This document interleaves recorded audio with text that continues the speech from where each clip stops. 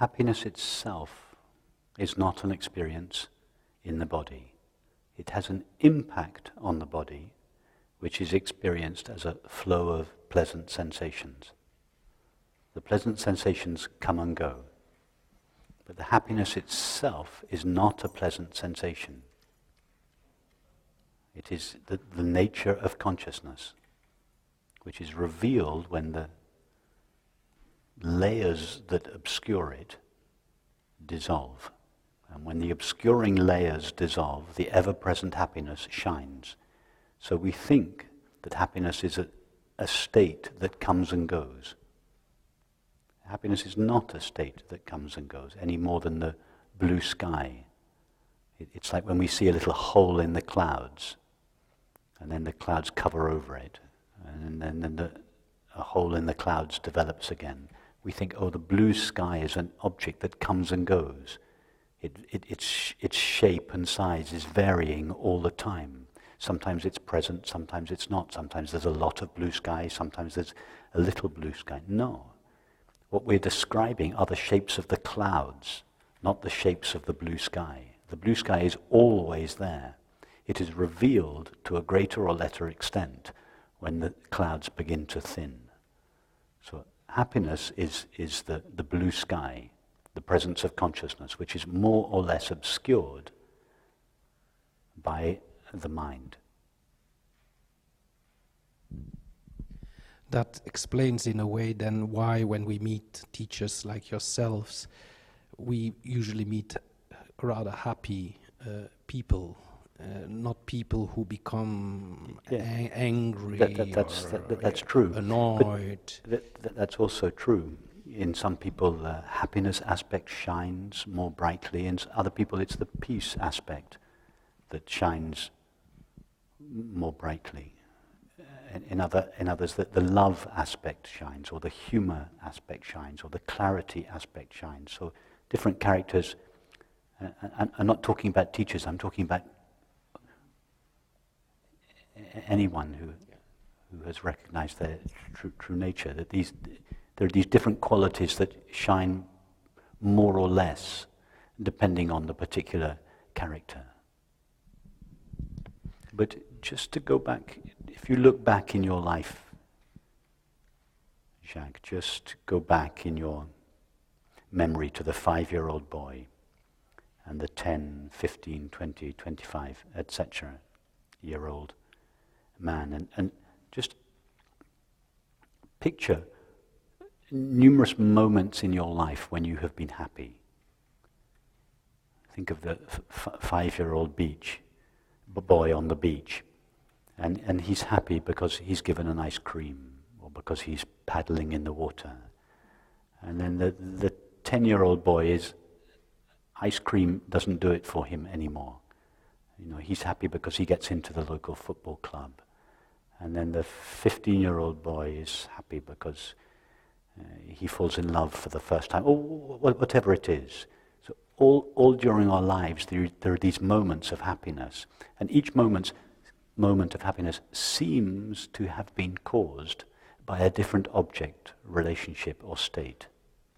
But the actual experience of happiness itself, every time it was experienced, was it a different experience? Is there an ice cream kind of happiness, a football club kind of happiness, a falling in love kind of happiness, a my first job kind of happiness? Or is the happiness itself, the actual experience itself, not always the same? Yes, one can compare it to, in the past I tended to believe that my thoughts are coming from my brain somehow. Now I know much better that thoughts come from the universe. Yes, but sticking with the experience of happiness. Same with happiness. It's not coming from this body, it's coming from the universe too. Happiness, it comes from yourself. It is always there. Yeah. In potential. I mean, at any moment, something now could happen which would trigger the experience of happiness. Therefore, happiness must be present in potential within us all the time, just waiting for the right circumstances. But once we realize that happiness is not dependent on circumstances, we don't have to wait for the right circumstances, to access it, because we access it simply by going to our own being. That is the experience of happiness, just knowing our own being. It may appear more as peace one day than happiness. Same with the experience of peace. It's always the same experience. Same with the experience of love. Take the experience of understanding. Take the time when you first had the understanding that 2 plus 2 equals 4, not 22. Yeah, there was that first moment, yes. You put 2 pebbles there and 2 pebbles there. You add them together. I always thought it was 22 when you put 2 and 2 together, but no, they equal 4. Before you have that understanding, it's incomprehensible how 2 plus 2 can equal 4, and then suddenly there's the moment of understanding. But then think of subsequent moments of understanding in your life. Are they not always the same experience? Is it not always the dissolution of a problem, the dissolution, which means the dissolution of thought?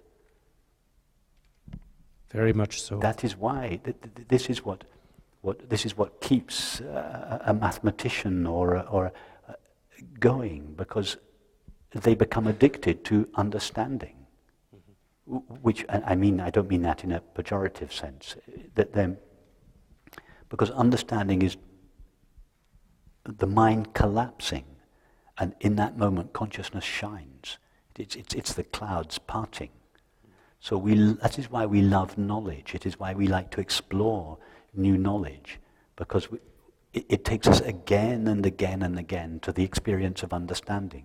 Understanding is the knowing of our own being, and it is clouded by the problem, the problem that the mind is trying to solve.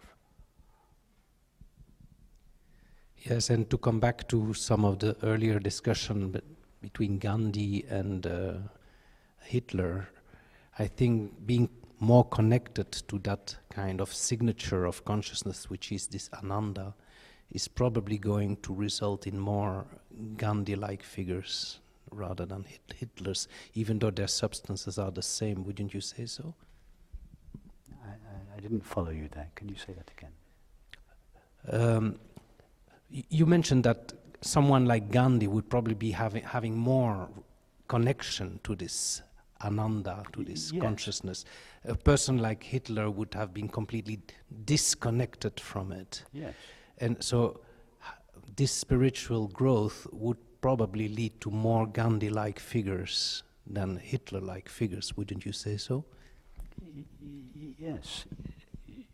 What you said at the beginning of this conversation is right. Peace is God's signature in our hearts. Yes, happiness. And by happiness, I don't mean I know.